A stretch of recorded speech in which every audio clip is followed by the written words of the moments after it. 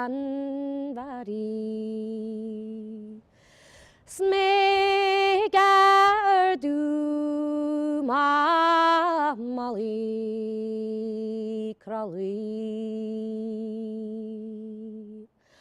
fui amal na nílte go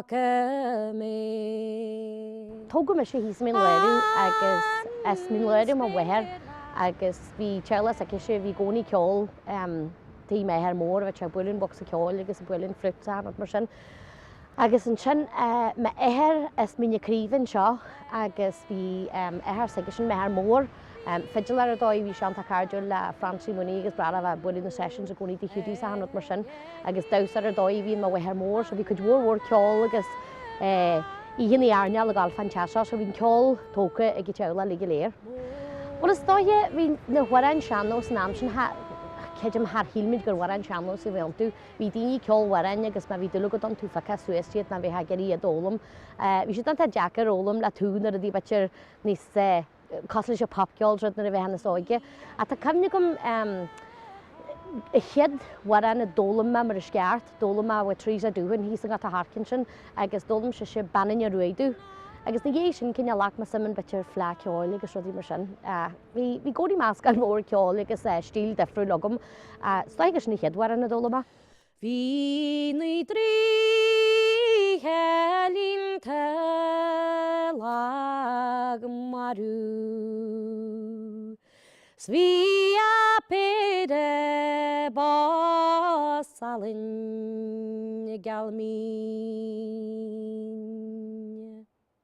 Well, is tá níos trí go bíantí bhí dul bhór go me géisteat má go saola mar réad ní winní agus muid ní hónail agus ceoltarí éithil fásta cos le leile solíre agus ceoltarí is tarí trí am clafferdaí agus bhacha saoil sin. So thug me chud bhór acu an na ruí me genún tafatan sin líana ar CDúr, dúirt leiles lom gur thortú díúiste ar warin éithil is mí hantar. Agus bhí sé sin na chuidú inta agam agus fuair se warin dú. Má go saoil I cin drína an don leag an haída rinmid sin agus warin bagala bhí luite fa haí fásta úna bheith na héite. A malaidh crálíis rinmid mar dúirt man ar a rinneú sa twaran sin ar tús sílim gur rothar a máscar crálí sa go néana bhíon a sílim ggóil se fa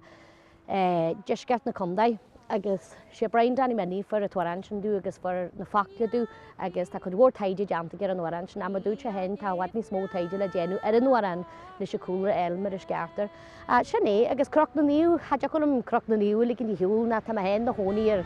ar bhain croch na níú, so bhí se fórsanna waran mar sin agus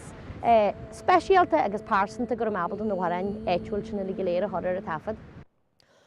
O Jimmy an spyr fan fi dachwyl a hog ma spys di na wan yn lon sychi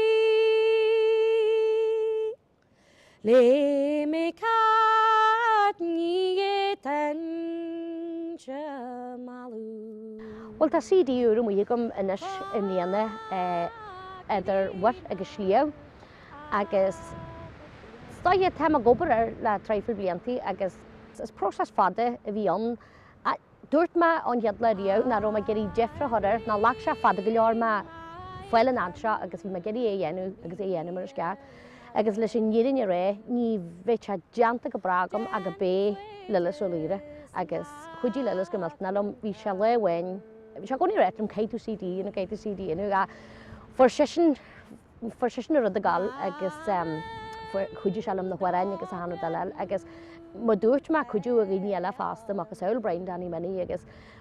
cáhar síle go dtí le a hanú dhéana tú hen a neala dhéchas le chuidú agus álas a rií eile agus teasa go sin, ba dú me tan